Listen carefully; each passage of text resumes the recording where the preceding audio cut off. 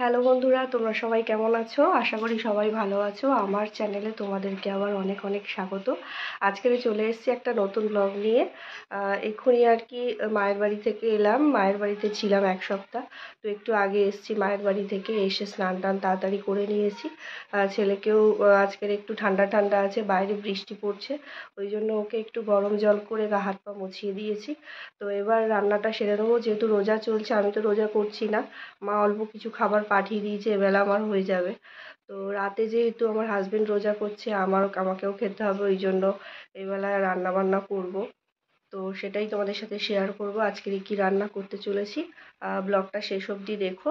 আর যদি ভালো লেগে থাকে অবশ্যই কমেন্ট করে জানিও কেমন লাগলো, আর সাবস্ক্রাইব করতে কিন্তু অবশ্যই ভুলো না।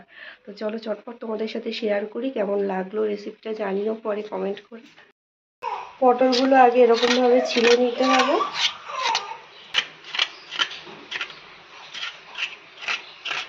পটলগুলো আমি ছিলে নিয়েছি এরকমভাবে। এবার এগুলোকে একটুখানি কেটে নেব।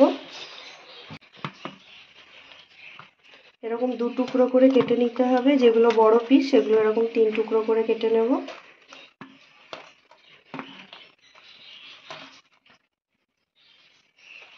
তো আমার পটলও কাটা হয়ে গেছে। এবার আলুগুলোকে এরকমভাবে পিস করে নেব।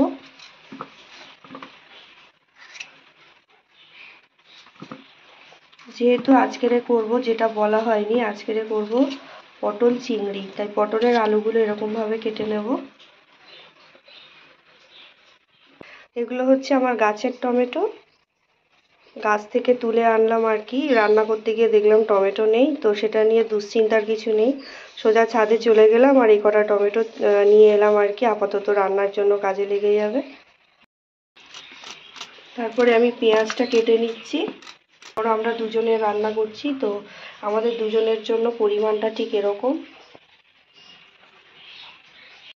তো পটল চিংড়ি করার জন্য পটলগুলো দেখতেই পাচ্ছ এরকমভাবে কেটে নিয়েছি, আর আলুগুলো এরকম কেটে নিয়েছি। একটা গোটা পেঁয়াজ নিয়েছি মাঝারি সাইজের, আর একটা মানে টমেটো তোমাদেরকে দেখালাম, ছোট ছোট 3-4টে টমেটো এরকম কুচিয়ে নিয়েছি। তো এবার রান্নাটা শুরু করব।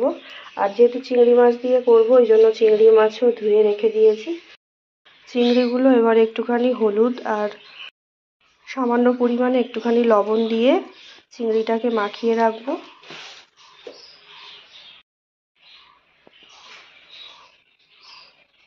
তো এবার রান্নাটা শুরু করব চটপট।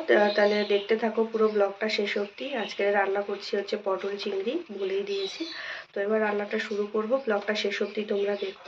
তো কড়াটা বসিয়ে দিয়েছি, কড়াটা গরম হয়ে গেছে। এবার আমি তেল দিয়ে দেবো, সর্ষের তেল দিয়ে রান্নাটা করব। তোমরা ইচ্ছা করলে সাদা তেল ব্যবহার করতে পারো। এবার পটলগুলো আমি ফ্রাইং প্যানে এবার ফ্রাই করে নেব।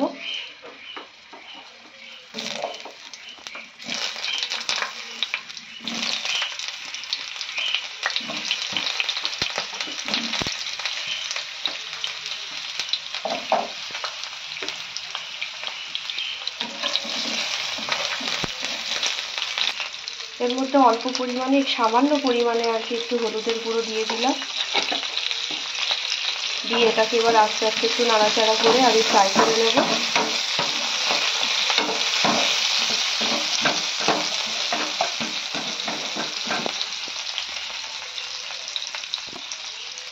এবার এটাকে কিছুক্ষণ ঢাকা দিয়ে রেখে দিলাম। এবার আমি একটা আলাদা পাত্র নিয়েছি, মানে কড়া নিয়েছি। এই কড়াইতে এবার আলুগুলো ভেজে নেব। ইচ্ছা করলে ওই কড়াতেও ভাজা যেত, যেহেতু আমি রান্নাটা তাড়াতাড়ি করার জন্য আলাদা একটা কড়াই আলাদা করে আলুগুলোকে ভেজে নিচ্ছি।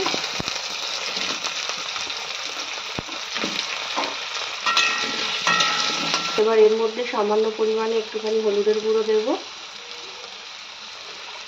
এবার এটাকে নেড়ে চেড়ে নেব।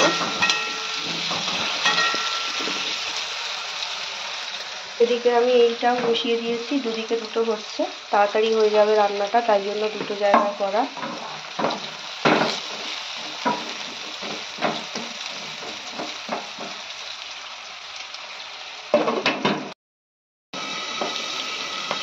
এবার এগুলো হালকা ফ্রাই হয়ে এসছে, লাল লাল হয়ে এসছে পটলগুলো। পটলগুলো ভাজা হয়ে গেছে, পটল ফ্রাই কমপ্লিট। এবার এটা আলাদা পাত্রে তুলে নেব।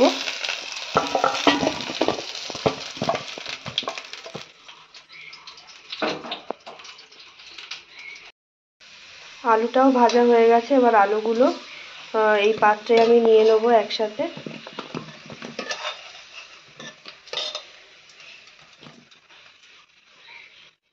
তো চলো, ভাজাভুজি কমপ্লিট, এবার রান্নাটা শুরু করব।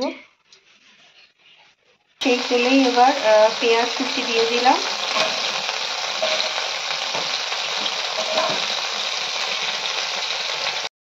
আর দিয়ে দিয়েছি দুটো কাঁচা লঙ্কা। তারপরে দিয়ে দেব একটুখানি পেঁয়াজ বাটা, পেঁয়াজ আর কাঁচা লঙ্কা বাটা। তারপর দিয়ে দেবো 1/2 চামচ আদা রসুন বাটা, দিয়ে এটাকে আবার নেড়ে চেড়ে নেব একটু, যাতে ধরে না যায়। তারপরে দিয়ে দেবো 1 চামচ লঙ্কার গুঁড়ো,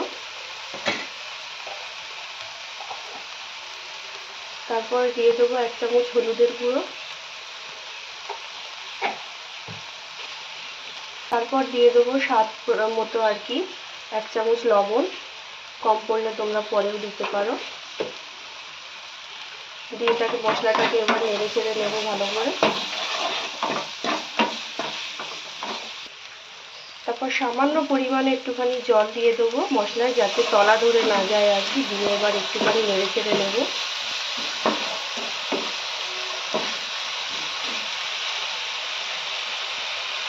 মশলাটাকে ভালো করে নেড়ে চেড়ে কষিয়ে নিতে হবে যতক্ষণ না এর গা থেকে তেল ছাড়ছে। তারপরে এর মধ্যে দিয়ে দেবো টমেটো কুচি, দিয়ে মশলাটাকে আবার একটু ভালো করে কষাবো। এটাকে আমি এবার ঢাকা দিয়ে রাখবো কিছুক্ষণের জন্য।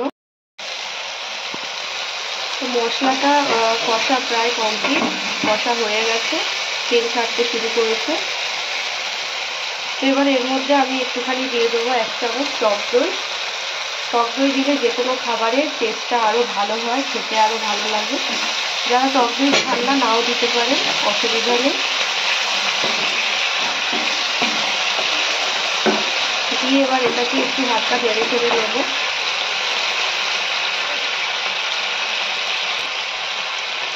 তো মশলাটা কষিয়ে নিয়েছি টক দই দেওয়ার পরে। তারপরে এবার আলু ভাজা আর পটল ভাজাটা এর মধ্যে দিয়ে দেবো,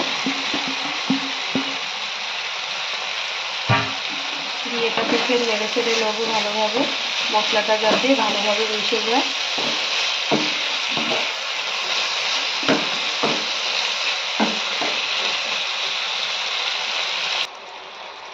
এবার এটাকে ঢাকা দিয়ে আমি কিছুক্ষণ আবার রেখে দেবো।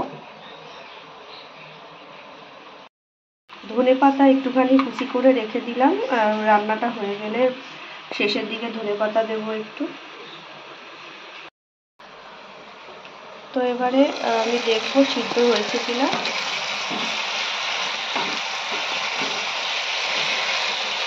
বেশ মাখো মাখো হয়ে গেছে, ফ্রাই যেহেতু আগেই করে রেখেছিলাম ওই জন্য বেশিক্ষণ লাগলো না।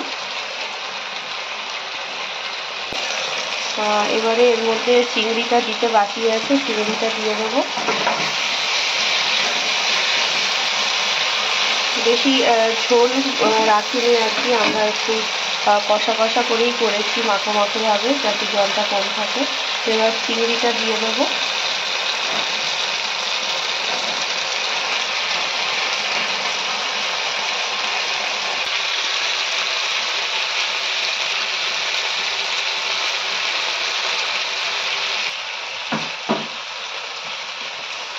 আমার পটল চিংড়ি একদম কমপ্লিট, রান্না পুরো হয়ে গেছে।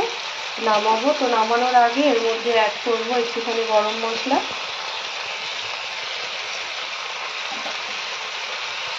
তারপরে দিয়ে দেবো ধনেপাতা,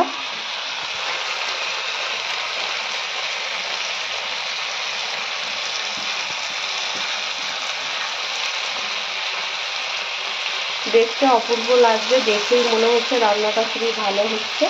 আর তোমাদের কেমন লাগলো অবশ্যই কিন্তু কমেন্ট করে জানিও, আর এরকম রেসিপি তোমরাও বাড়িতে ট্রাই করো।